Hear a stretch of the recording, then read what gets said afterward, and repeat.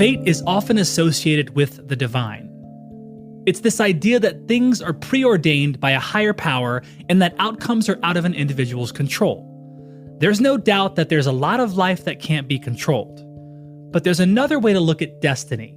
It can be about making foundational choices that give a particular vision the best chance to be realized over time. The outcome may look predestined to an outsider, but in reality, destiny is being determined by an established mission, the major choices that underpin it, and the many smaller decisions adjusted as needed made to achieve it. This does not mean there will never be setbacks or failures. It simply means this mentality increases the opportunities within one's control to move ever closer to the goal. We have had and continue to have really, I think, some of the best minds in the space, in the domain. And that's super critical to anybody who's going to tackle this. But I think we've always had that sort of vertical integration, and we want to pull it all together and have that seamless hardware-software interface and the ability to really control our destiny. That's Bruce Baumgartner, the Vice President of Procurement and Strategic Partnerships at Zoox, a vertically integrated autonomous vehicle company that appears destined to build a fleet of autonomous taxis. But is Zoox's desire to control its destiny only about succeeding at building autonomous vehicles, or does it have an even higher mission it's striving to achieve? Find out on this episode of Business X Factors how destiny can be controlled by an individual person and even by an entire company if that drive is aligned with a higher purpose. I'm Jeremy Bergeron, Vice President of Media Strategy at Mission.org. Welcome to Business X Factors. Each week, we'll take a look at the secret sauce that takes companies to the highest levels of success and then unpack how they got there. We'll explore how these organizations are run and what's so special about the people, the culture, the processes that make it all happen.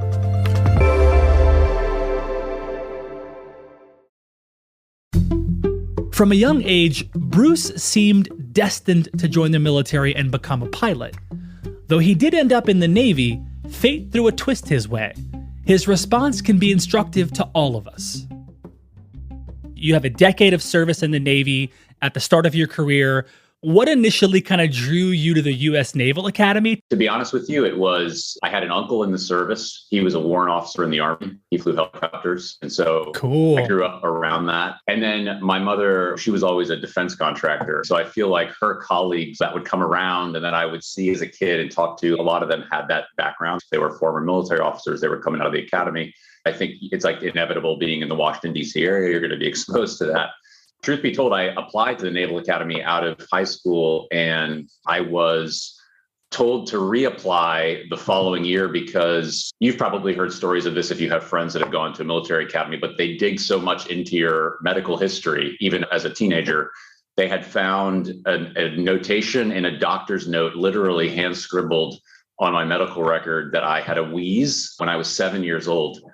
And so they were like, "Do you have asthma?" And at that point, 10 years later, I was like, "No, I don't have asthma. I've never had asthma. I'm an athlete, like never had an issue." And they're like, "Yeah, we're going to have to look into that." So I actually ended up going to the University of Virginia for a year before I was able to reapply and go to the academy. The setback of not immediately getting into the Naval Academy could have been devastating for a young person who seemed destined for that path. But for Bruce, it became an opportunity to go to university for a year to start a different type of formative team building experience.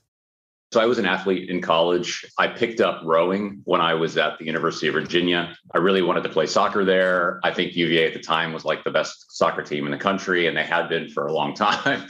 And so I was definitely not going to play soccer there.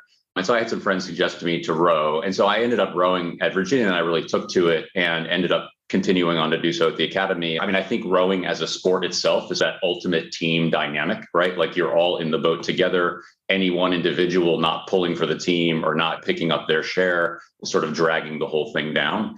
you're in it together. You're up early. You're up at 4:45 in the morning. You're on the water when it's freezing at 5:15 for a couple of hours before, breakfast and school, et cetera. And I think that 4 years with my teammates was just ingrained just that like ultimate team spirit.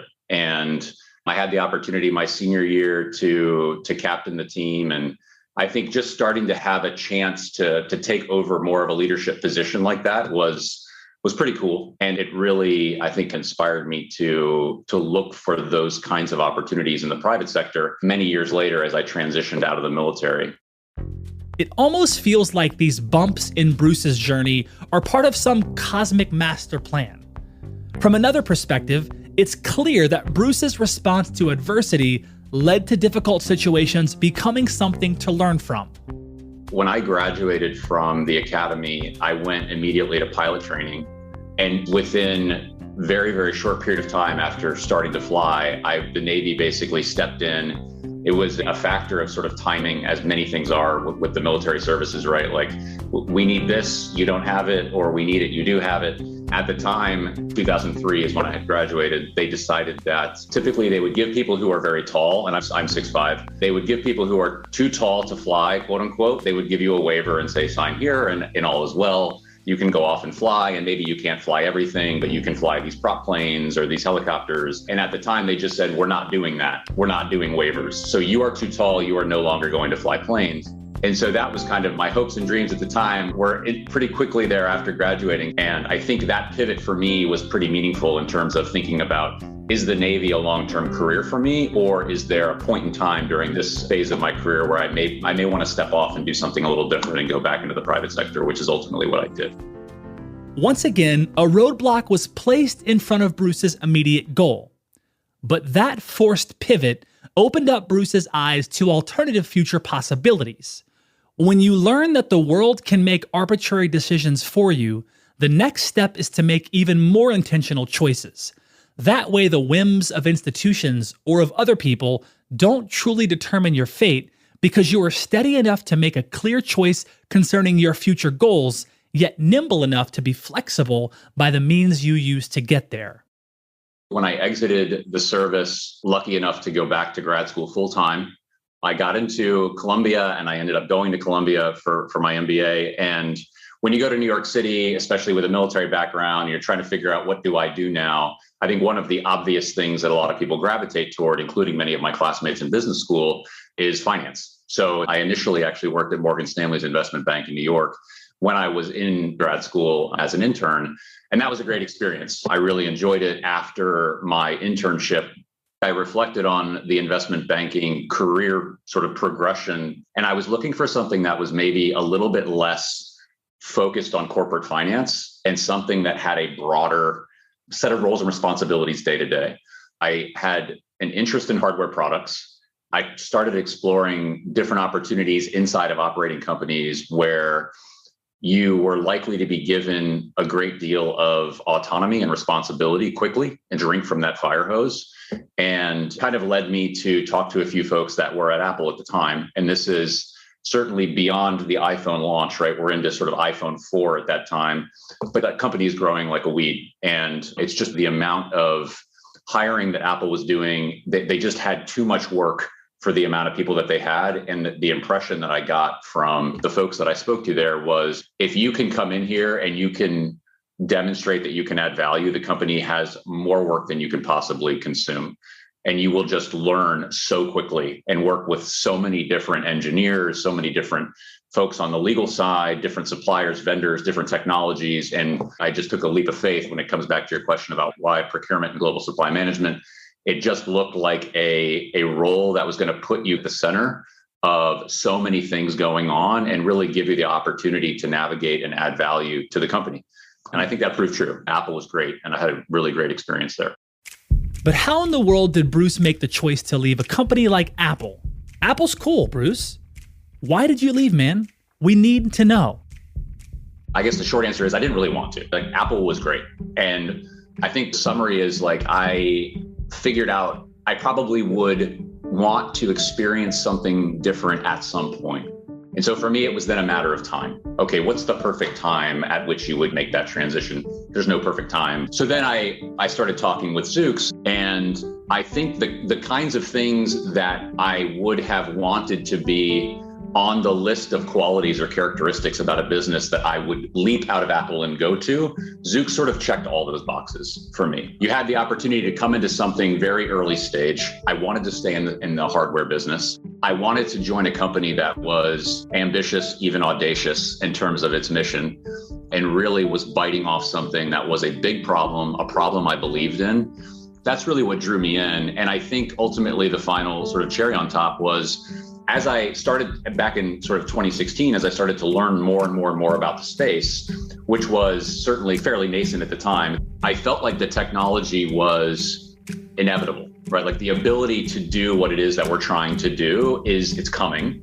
It's really a matter of time. And ultimately, there's no guarantees that a company, any one company that's chasing this can pull it off. But the way that Zoox is thinking about it, that really resonates.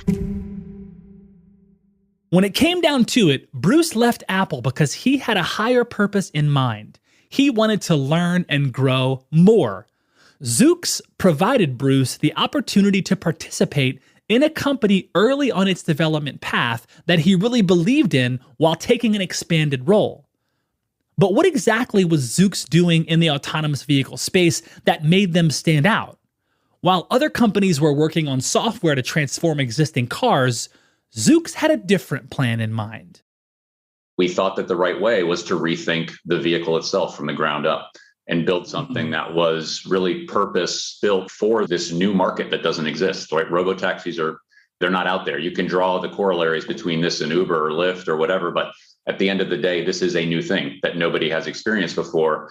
And if you have the technology to do it, why would you not start from a clean sheet of paper and really re-envision what this can do? And I think that's the thing that Zoox has always, the magic it's always had and what it's really stayed true to. Zoox is a vertically integrated company determined to control both the software and hardware for its vehicles. Vertical integration is often considered a high-risk strategy because of the time and financial investment required to do it successfully. The procurement promise is no doubt complex. So what did Bruce learn at Apple that helped him get the wheels churning at Zoox? Apple takes this approach to procurement, to sourcing, that it really has to be something where the sourcing managers are involved at the ideation phase. You have to have a seat at the table, even if you're there really just as a fly on the wall and trying to understand the dialogue and trying to understand what the engineering leaders are discussing and the direction that they're trying to take something. It gives you an opportunity to right up front, start to ask questions, see how you can help, see how you can support them. And so that was something that was very important for me to bring over to this role, especially when we were starting from nothing. It was basically myself and a dozen engineers. Where do we go with this? To be able to sit with them all the way at the beginning in 2016, as we started to really think about the vehicle at Zoox and say, hey, let's kind of map this out and think 3 and 4 and 5 years down the road, how do we want this to play? To create something new requires engagement and teamwork from those on the engineering side and on the procurement side. Of course, procurement is quite different from company to company. The velocity of the operation, I think, varies a little bit depending on the nature of the engagement. We have a team here at Zoox within the organization that we refer to as our indirect procurement team. And our indirect procurement team is really taking care of our internal customers' needs on a day-to-day basis. So maybe there's engineering services, there's software license deals, there's cloud infrastructure, maybe we need a valet outside, right? There's all sorts of little things that we have to spend dollars on. And we want to make sure we're getting value for our money and we're working with the right partners that are motivated. That team is working on, at any given point in time, 60 to 80 agreements. And so the velocity there is extremely high. And it's very important that we can make those 80-20 judgment calls and really move fast every day. On the flip side of that, you have a team of people that is focused on building the vehicle. I would say the velocity there is actually quite a bit lower, but the decisions you're making can have these long tail effects. For example, if you start working with a supplier on a particular system, an electronic drive unit, right? A motor, inverter, gearbox, 3-in-1, that is not a very fungible kind of engagement. So once you get deep into that engagement, you're, for lack of a better term, you're kind of stuck for a period of time. That is your vendor. That is your partner. And so the process by which you go about selecting that vendor and determining what scope they can have and making sure that the agreement is appropriate, and that is a much longer term, much more methodical process. The other thing that I would say is consumer electronics generally and the automotive industry operate at different speeds. Coming over to Zoox from Apple, that was a big learning for me. I think I brought a lot of naivete into the role, thinking that like, hey, I know how we did this at Apple. This is how this must be done. And I very quickly learned that the sort of traditional automotive supply chain, which is extremely important to our success, by the way, right? Like we cannot do this by ourselves. A lot of the traditional automotive supply chain is also going through a bit of a shift, but they're coming out of decades of success operating in a certain way. And for us to move the needle there and really bring them along on this journey that we want to go on is no easy feat. And it is not high velocity. It really takes quite a bit of time to do that, especially when you're new startup, venture-backed, Series A. This complex supply chain is why traditional car manufacturers, folks like Toyota, Volkswagen, and Ford, are not fully backward integrated. In other words, they do not control and produce every part that goes into their cars. While Zoox may still have to rely on building relationships with vendors within the current supply chain, what makes the company really stand out is that they are even trying to build a car from the ground up at all. Why is Zoox so willing to go through the procurement headache? Why doesn't it just focus on retrofitting existing cars with their software and avoid vertical integration altogether? What was the fundamental motivation for why Zoox is so committed to building its own vehicles? Find out after the break.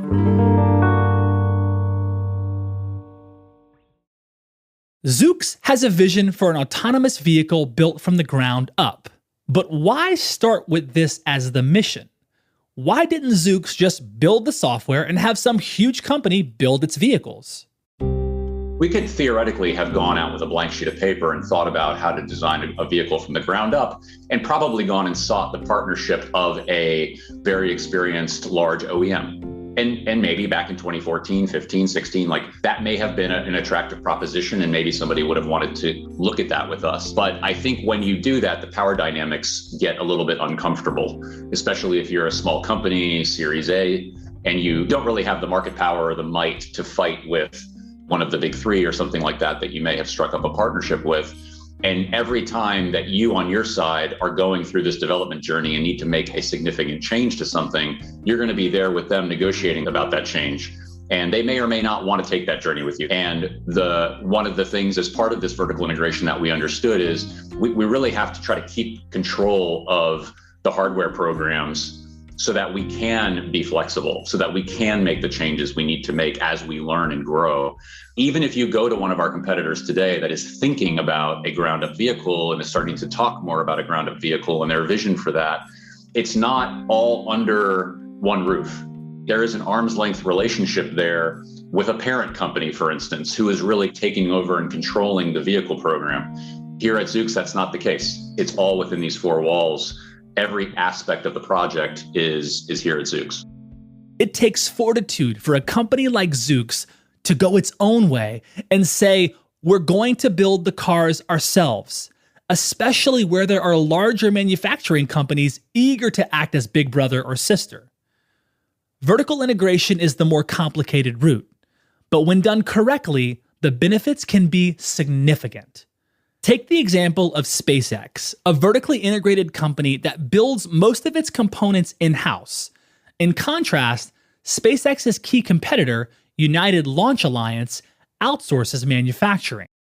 The United Launch Alliance's dispersed supply chain results in increased expenses as it must pay the cost plus profit margin of many of its suppliers. SpaceX, on the other hand, is able to produce what it needs at cost and is able to launch a rocket for much, much cheaper. According to the Department of Defense 2018 budgeting estimates, the DoD pays anywhere between $200 and $420 million per launch with the United Launch Alliance. Compare that to the 83 million and 96 million launch contracts the Air Force has closed with SpaceX in recent years. For Zoox, vertical integration has served them in similar ways.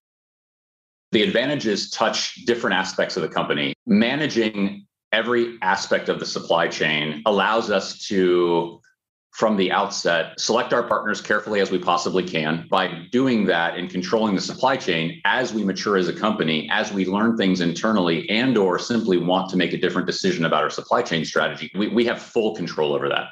We're not stuck in anything. And we have to date, over the course of the past several years, revisited many decisions that we've made. And we have made optimizations and improvements from a technology perspective, from a supply chain perspective. Maybe it's the geography, maybe it's the capabilities of the partner, maybe it's a financial decision, but we have made many optimizations.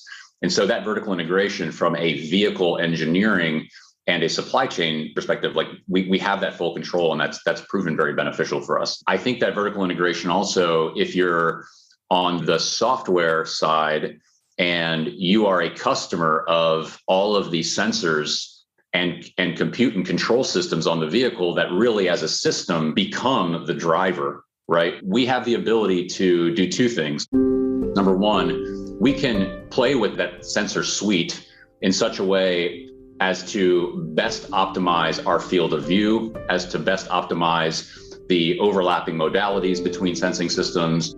So anytime we find the need to make a tweak to the sensor suite, that's something that we can do pretty quickly in full concert with and consultation of the software team and our system design and mission assurance team, which is kind of looking at the overall system safety assurance, et cetera. So that's one piece of it. The other piece of it is because we have a ground up vehicle and we have this test fleet of Highlanders, by controlling the ground up vehicle, we have the ability to make sure that our level 3 fleet, our test fleet, we call it, again, these Toyota Highlanders that many people have seen sort of driving around in Las Vegas and San Francisco.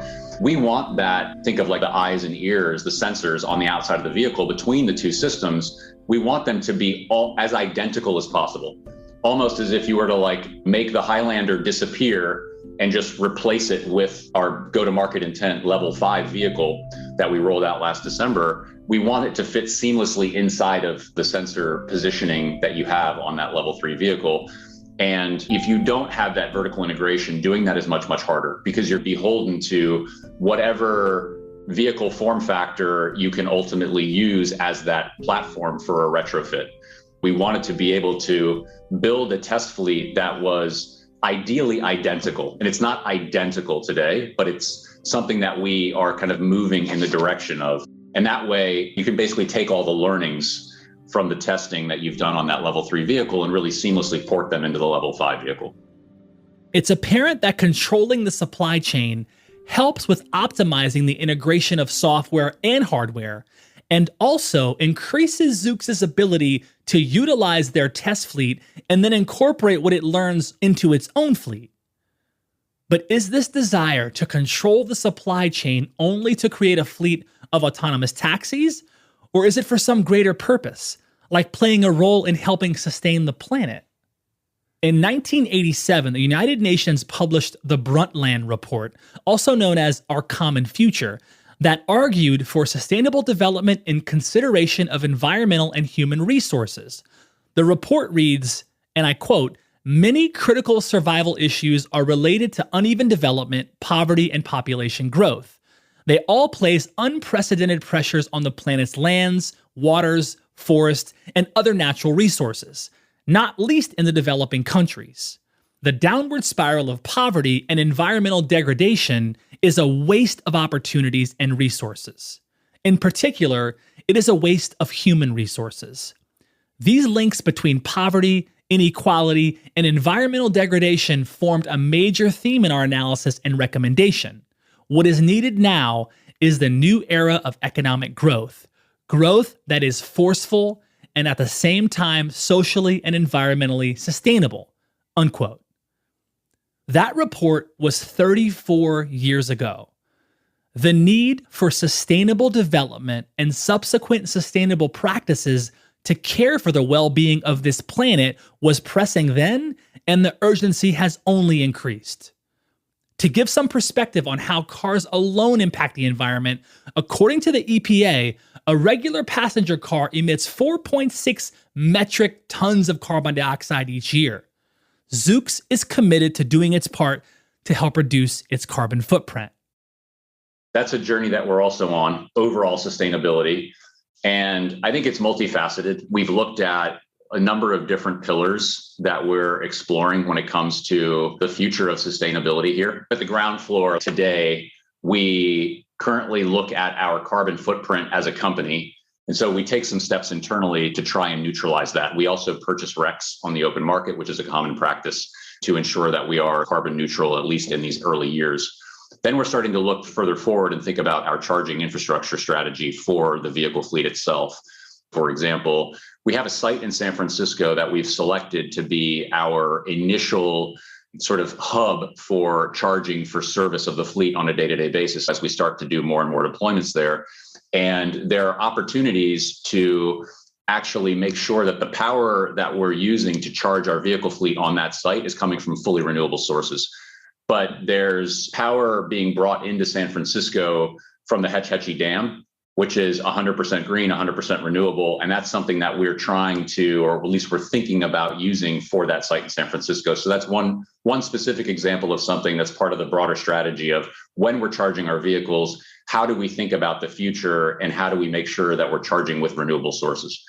That's one piece. And then I think the next layer, and we're going through an analysis on this now, is how do we work with our supply chain? Our supply chain is sustainable. And I think that's one of our sort of longer term goals, right? How do we set up requirements with our supply chain and think through the right set of incentives for our supply chain to come along that journey with us and think about how we can be a more sustainable overall vehicle supply chain in the future. Zoox cares about sustainability, and not just as the latest PR buzzword. Its name is based upon the plant cells zooxanthellae that live inside coral and help sustain it with food in the photosynthesis process. From the genesis of the company, the goal has been sustainability. Zoox is not a finished product, nor is its desire to be a sustainable company, but it is sincere in its desire and its approach. Having values is the first step. Setting up processes to fulfill them is the next. Realizing its sustainable vision isn't something Zoox is left to chance.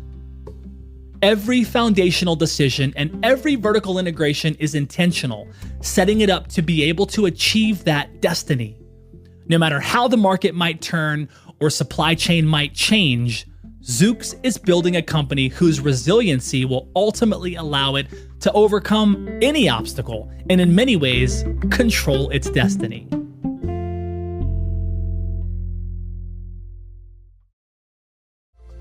You've been listening to Business X Factors, created and produced by our team here at mission.org and brought to you by Highland. Are you enjoying this show? Like really, are you actually enjoying the show? If you are, I would actually love it and be extremely grateful if you rated us and gave us a review on Apple Podcasts. This really does go a long way, and it helps to ensure that more amazing listeners just like you can find the show and lets me know how I'm doing. I mean, really, I want to know how I'm doing, so let me know. If you enjoyed this episode and want to dive deeper into the topics discussed, be sure to check out the resources section of our show notes, where we've included helpful links, articles, and books you can use to further your learning. Thanks so much for listening. I'm Jeremy Bergeron, and I'll catch you next time on Business X Factors.